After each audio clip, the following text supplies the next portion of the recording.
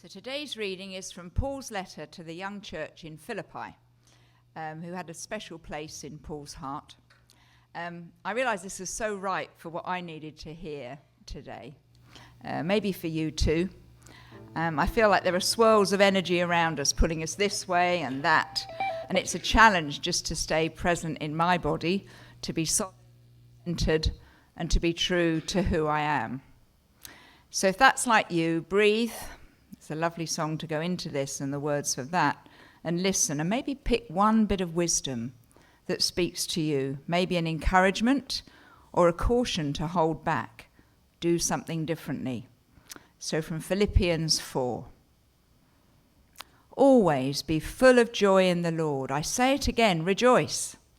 Let everyone see that you are considerate in all you do. Remember, the Lord is coming soon. Don't worry about anything. Instead, pray about everything. Tell God what you need and thank Him for all He has done. Then you will experience God's peace, which exceeds anything we can understand.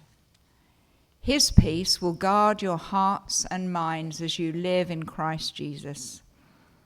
And now, dear brothers and sisters, one final thing.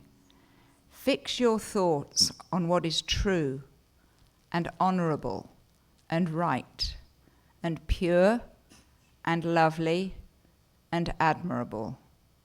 Think about things that are excellent and worthy of praise.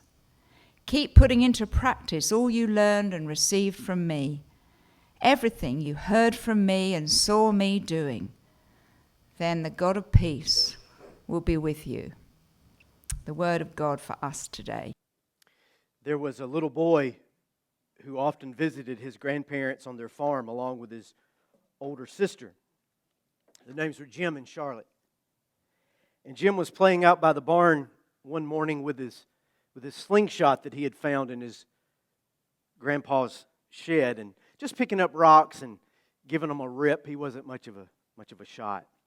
And so discouraged, he just gave up and headed back to the house. And there on the path was his grandmother's duck. Giant, white pekin, waddling along. And out of impulse, he lifted his slingshot and without even aiming, let a rock fly in the duck's direction. And to his amazement and to his horror, he shot the duck right in the head. And it dropped as dead as a hammer. Well, panic set in, you can imagine. He quickly scooped up the poor thing and carried it behind the barn and buried it in the woodpile, along with the slingshot. And he calmed himself down the best that he could. He took a big deep breath and turned to walk back to the house. And when he turned, there stood his sister Charlotte. She had seen the entire sordid affair, but she just looked at him and held his stare for a minute. Not a word was spoken, and she walked away. After lunch that day, Grandma said to Charlotte, "Honey, come help me wash the dishes, please." And Charlotte said, "Oh, Grandma, Jimmy said that he would like to wash the dishes today." And Jim was just about to protest, and Charlotte leaned over and said, "Remember the duck, Jimmy. Remember the duck." So Jimmy did the dishes. Later, Grandpa came in and said, "Hey, kids, I thought we might go fishing down at the pond. Who wants to go?" And Charlotte and Jim both leaped to their feet, ready for the adventure. And Grandma says, "Oh, I'm sorry, Grandpa. Please let me keep Charlotte here with me. I need some help with dinner." And to this, Charlotte just smiled and said, "Well, that's all right, Grandma. Jimmy told me he wanted to stay here and help with dinner tonight." And just as Jim was about to protest, you know the line, "Remember the duck, Jimmy. Remember the duck." And this went on for several days. Charlotte would be asked to complete some chore, but suddenly Jim would be eager to take on the task for himself, with that mantra being whispered over and over again, "Remember the duck, Jim."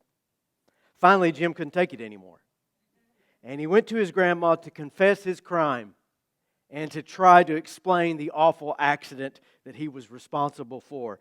And Grandma, as he began to talk, would not even let him finish. She said, "Oh, Jimmy, I know what happened. I saw it all unfold standing at the kitchen window the entire time. And I know you didn't mean it, and I forgave you as soon as it happened. I was just wondering how long you were going to let Charlotte make a slave out of you because of it.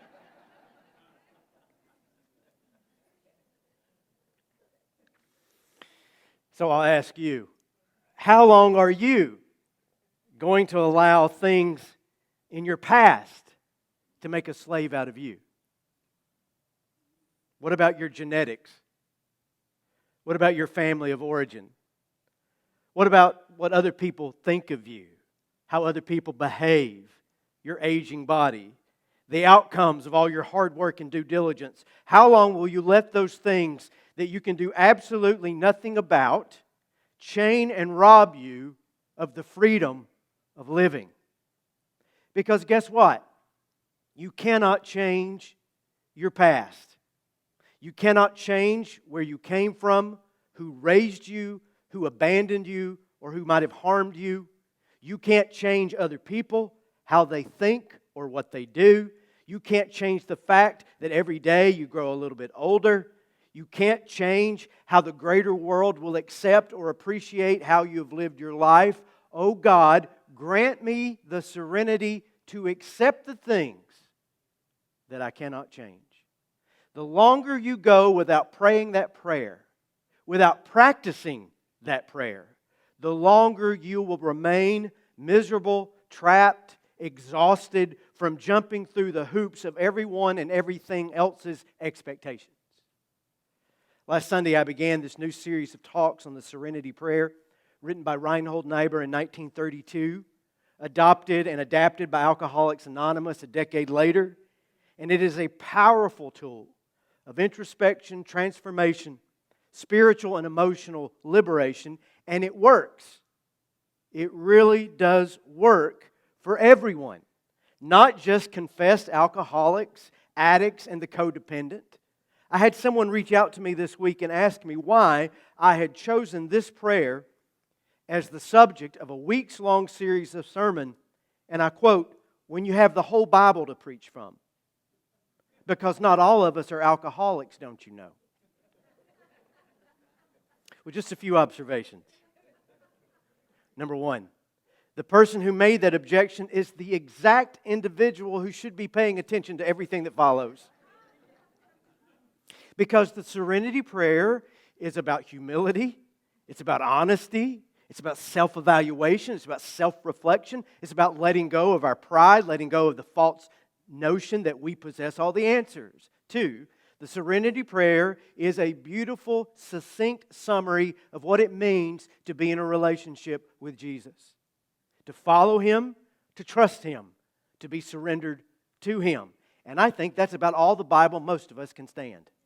That's a lifetime of work right there. And three, and this is going to come as a shock to some of you, we are all addicts. Every single person in this room and every person that will hear my voice.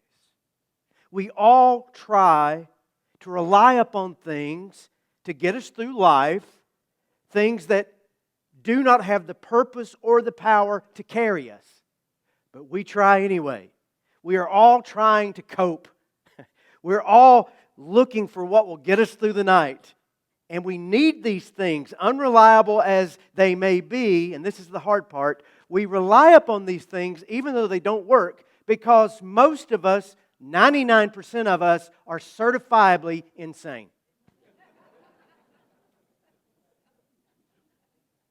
And I ain't playing when I use that word. And why are we insane? Because we use alcohol or drugs or sex or work or emotional attachment or religious certainty? No. We are insane because our way of thinking about the world, thinking about ourselves, thinking about how we can get what we need from the world and from others is completely destructive. We are trapped in our own minds, trapped by stinking thinking that is self-deceptive, that is faulty, that is divorced from reality. I agree with Richard Rohr. He says it like this: addiction is simply a modern name an honest description for what the biblical tradition called sin, what medieval Christians call the passions, and what Eastern religions call attachment. That is, we are not free in our own minds and in our own thinking, and if you're not free in your own mind and your own thinking, you can't be free in any way. Our thinking is faulty. It is a fact. It is the universal human condition that if we don't change the way we think about things, nothing will ever change. Now, there are some of us more prone maybe to substance abuse than others. And studies have shown that some people have a chemical or an emotional predisposition toward addiction. It is a disease. But let none of us mount up on our high horse here. We all turn to things that will destroy us. Usually to quiet our minds. Usually to turn down the voices inside of our head. Usually in an attempt to quell our internal lunacy. And this goes for the person with a $200 a day cocaine habit, the person chasing emotional reward, and the person with unassailable, immovable religious beliefs. All are suffering from the same sickness, self-destructive thinking. And here is proof that we are unwell and that this lack of wellness begins internally. Here it comes. We think we can change things that cannot be changed. Now, nobody else can do it, but I can. Really? God grant me the serenity to accept the things I cannot change. A return to sanity begins right there.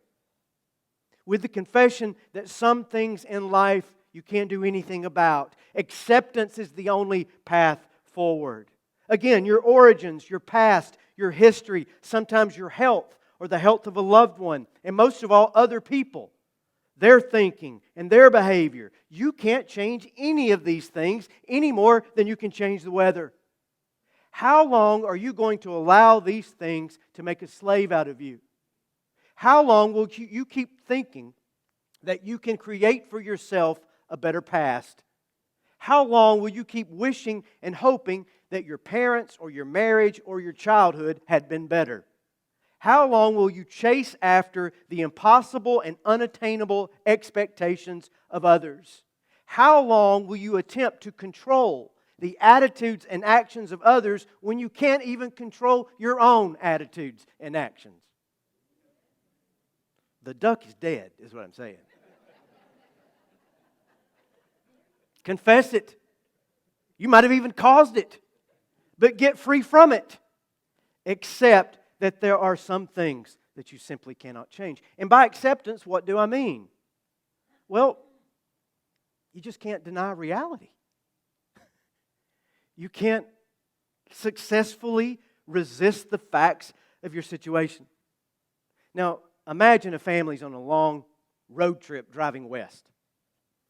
And let's say they have left, because I've made this drive, let's say they leave Wichita Falls, Texas.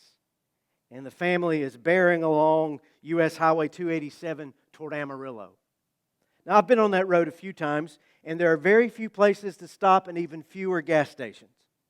And let's say that as they are making this 250-mile drive from Wichita Falls to Amarillo, they don't top off the tank in Wichita Falls. Well, hour and a half down the road, the car runs out of gas. What does Dad do? He gets out, he opens the hood and begins to tinker with the engine. And he can't imagine why he can't get it started again. And then Mom gets out of the car. She flags a trucker down. Well, however, she flags a trucker down. She says, "Could you give us a jump?" He tries to jump off the car. Nothing happens. Meanwhile, the kids get the spare tire out of the back.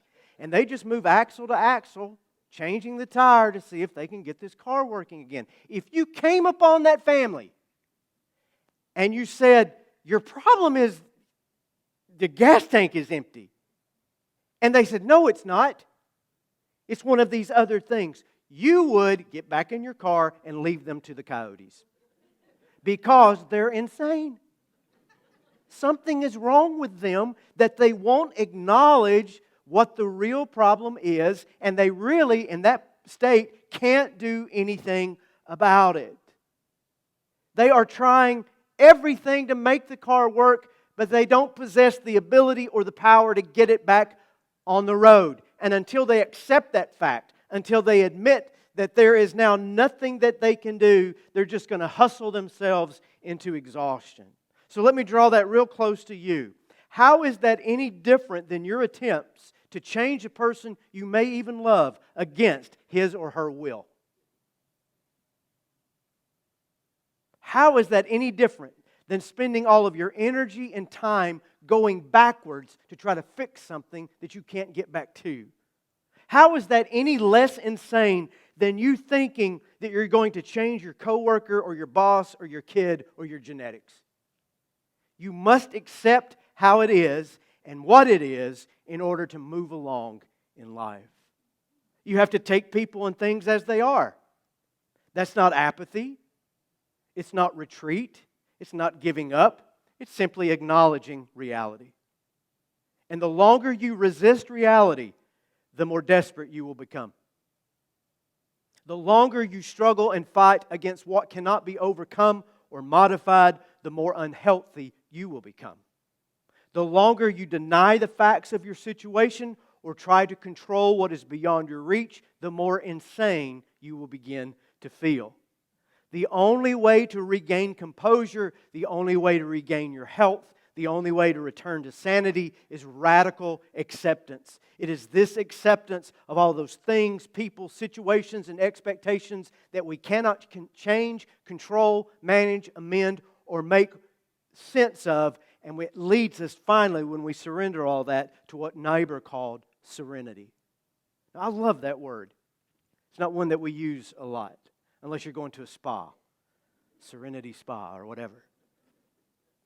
And I believe if there was one thing that I could provide the entire world, if such a wish could be granted, like that, was that jingle in the 70s? I'd like to teach the world to sing. I'd like to buy the world a Coke. Then they added that. Well, if there was one thing I could give to the world, it would be serenity. It's an old French word. It's a meteorological word. It means clear weather. An unclouded day. Doesn't that sound great? The Bible uses a similar word, shalom, peace. But it's more than peace. Shalom means everything is how it should be. That's serenity. And that's how Paul speaks in Philippians 4.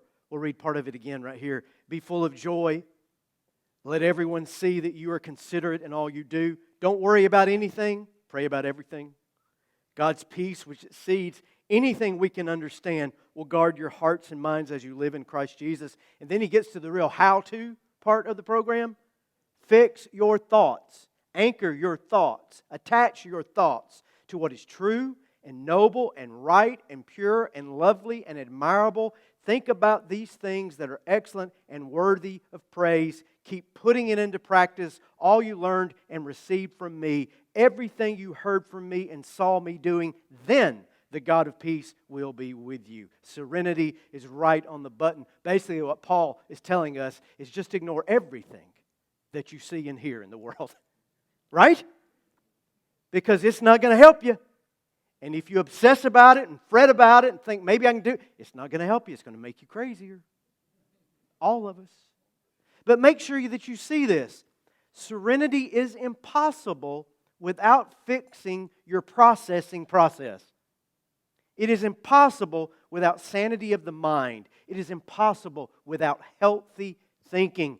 And healthy thinking begins by acknowledging reality, letting go of what you can't do anything about, and accepting what cannot be changed. Imagine the renewal of energy you would have, the space that would be created in your own mind to actually think on what is good and right and true if you quit spending all of your energy on what you can do nothing about.